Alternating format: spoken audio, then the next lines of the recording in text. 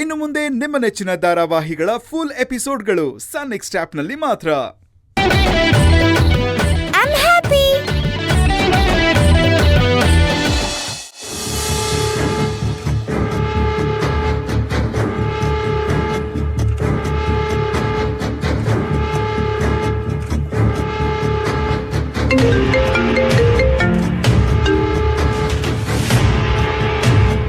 Shivakumar uncle phone ಮಾಡ್ತಿದ್ದಾರೆ.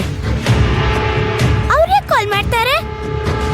ನನ್ ಮಗಳು ಜೊತೆಲಿದ್ದಾಗ ಯಾರು ಕಾಲ್ ಮಾಡಬಾರ್ದು ಅಂತ ಹೇಳಿ. ಇಲ್ಲ ಕೊಡಿ, ನಾನೇ ಹೇಳ್ತೀನಿ. ಅರೆ ಸುಮ್ನಿರಮ್ಮ. ಹಲೋ, ಹೇಳಿ ಶಿವಕುಮಾರ್. ಮೇಡಮ್ ಫ್ರೀ ಇದ್ದೀರಾ? ಮಾತಾಡ್ಬೋದಾ ಮೇಡಮ್? ಹಾ ಹೇಳಿ, ಏನ್ ವಿಷಯ? ಮೇಡಮ್, ಜಪಾನಿಂದ ಮೆಷಿನರೀಸ್ ಬರ್ತಾ ಇತ್ತಲ್ಲ ಹಡಗು, ಅದು ಬಿರುಗಾಳಿಯಿಂದ ವೇವ್ಸ್ ಜಾಸ್ತಿಯಾಗಿ ಅರ್ಧ ದಾರಿಯಲ್ಲಿ ನೆಲ ಕಚ್ಚಿದೆಯಂತೆ ಮೇಡಮ್.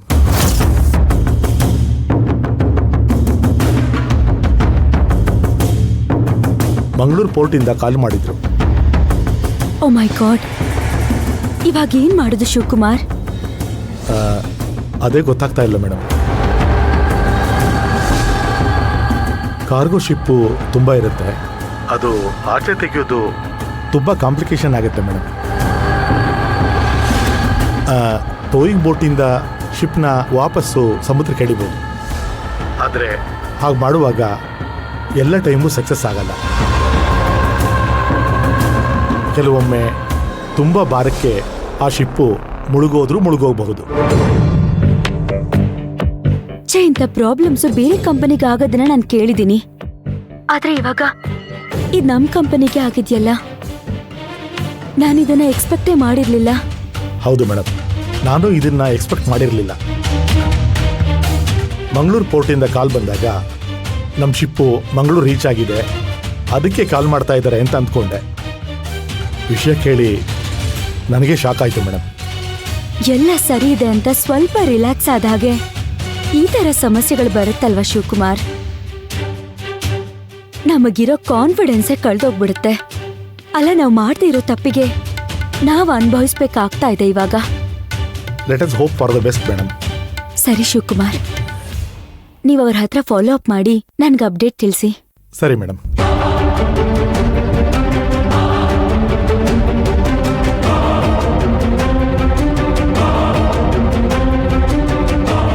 ಅಮ್ಮ, ಐಸ್ ಕ್ರೀಮ್ ಆಗೋಯ್ತು. ನನ್ ಟೆನ್ಷನ್ ನನಗೆ ಅಂದ್ರೆ ಇವಳಿಗೆ ಐಸ್ ಕ್ರೀಮ್ ಟೆನ್ಷನ್ನು. ಸುಮ್ಮನೆ ಕೂತ್ಕೋ ಅಲ್ಲಿ. ಸಾರಿ ಅಮ್ಮ. ಛೇ, ಸಾರಿ ಪುಟ್ಟ, ನಾನು ಯಾವುದೋ ಟೆನ್ಷನ್ ಅಲ್ಲಿ ನಿನ್ ಮೇಲೆ ರೇಖಾಡ್ಬಿಟ್ಟೆ. ಸಾರಿ. ಪರವಾಗಿಲ್ಲ ಅಮ್ಮ, ನೀನ್ ತಾನೇ ನಂಗೆ ಬೈದಿದ್ದು.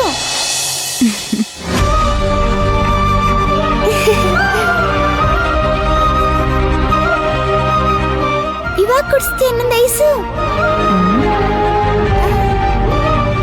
ಬೇಡ ಬಿಡು. ಹೌದಾ? ಹೇ, ಸೂಪರ್ ಸೂಪರ್, ಎಂತ ಒಳ್ಳೆ ವಿಷಯ ಹೇಳಿದ್ಯಾ ಗೊತ್ತಾ? ನನಗಂತೂ ತುಂಬಾ ತುಂಬಾ ಖುಷಿ ಆಗ್ತಾ ಇದೆ. Thank you so much. ನಾನು ಮಂಗಳೂರಿಗೆ ಬರ್ತೀನಿ, ಬಂದಲ್ಲೇ ಸಿಗ್ತೀನಿ, ಅಲ್ಲೇ ಮಾತಾಡೋಣ.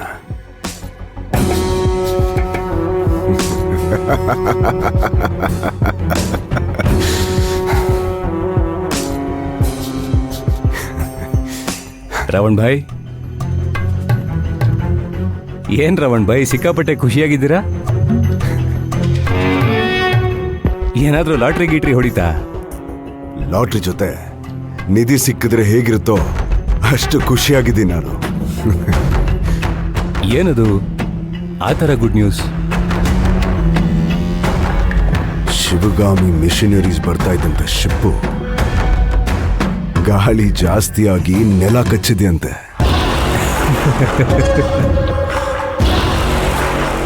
ತುಂಬಾ ದೊಡ್ಡ ಕಾರ್ಗೋ ಶಿಪ್ ಅದು. ಅದರ ತೂಕ 2.5 ಲಕ್ಷ ಟನ್. ಅದನ್ನ ರೆಸ್ಕ್ಯೂ ಮಾಡೋದು ಆಲ್ಮೋಸ್ಟ್ ಇಂಪಾಸಿಬಲ್ ಅಂತೆ. ಅದನ್ನ ಬೇರೆ ಬೋಟ್ಗಳು ಕಟ್ಟಿ ಸಮುದ್ರಕ್ಕೆ ಮತ್ತೆ ವಾಪಸ್ ಎಳಿಬೇಕಾದ್ರೆ ಮುರಿದೋಗೋ ಚಾನ್ಸಸ್ಸು ಜಾಸ್ತಿ ಇದೆಯಂತೆ. 90% ಮುಳುಗೋಗುತ್ತೆ ಅಂತ ಸ್ಪೆಷಲಿಸ್ಟೇ ಹೇಳ್ತಿದ್ದಾರೆ.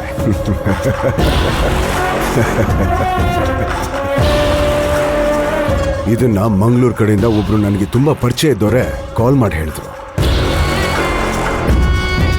ಇದರಿಂದ ಶಿವಗಾಮಿಗೆ ಕಮ್ಮಿ ಅಂದ್ರೂ 100 ಕೋಟಿ ಲಾಸ್ ಆಗುತ್ತೆ.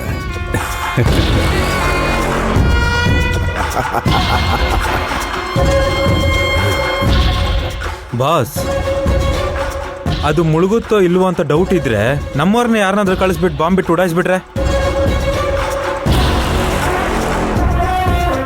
ರಾಕಿ, ತಲೆ ಮೇಲೆ ಹೊಡಿಯೋನ್ಗೆ.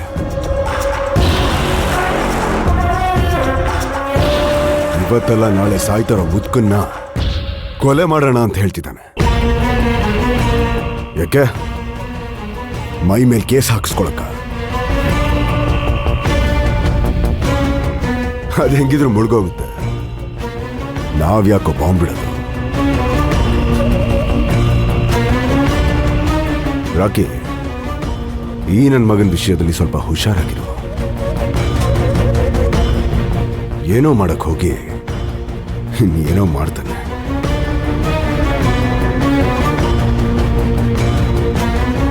ನಾನೇನು ಆ ಥರ ಮಾಡಲ್ವಲ್ಲ ಬಾಸ್.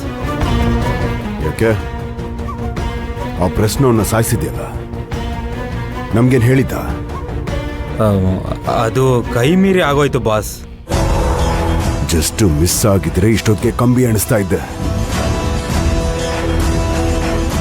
ಬೇಲ್ನಲ್ಲಿ ಬಿಡಿಸ್ಕೊಂಡು ಬಂದಿದ್ದಕ್ಕೆ ಆಚೆ ಓಡಾಡ್ತಿದ್ಯಾ? ರಾಕಿ, ಇವನ್ ಮೇಲೆ ಒಂದು ಕಣ್ಣಿಟ್ಟಿರು. ಸ್ವಲ್ಪ ತರಲೆ ಜಾಸ್ತಿ ಒಂದು.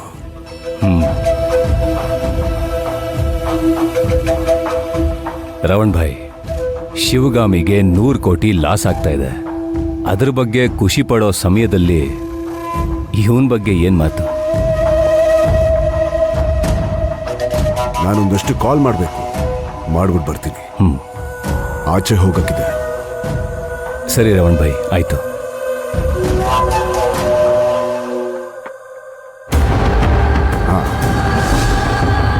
ಸರಿ, ನಾಳೆ ಸಿಗ್ತೀನಿ ಶೋ.